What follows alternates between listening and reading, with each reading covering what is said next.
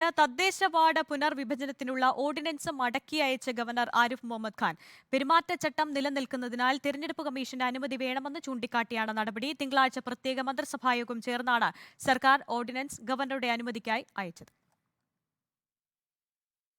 തികച്ചും സാങ്കേതിക കാരണം ചൂണ്ടിക്കാട്ടിയാണ് രാജ്ഭവന്റെ നടപടി.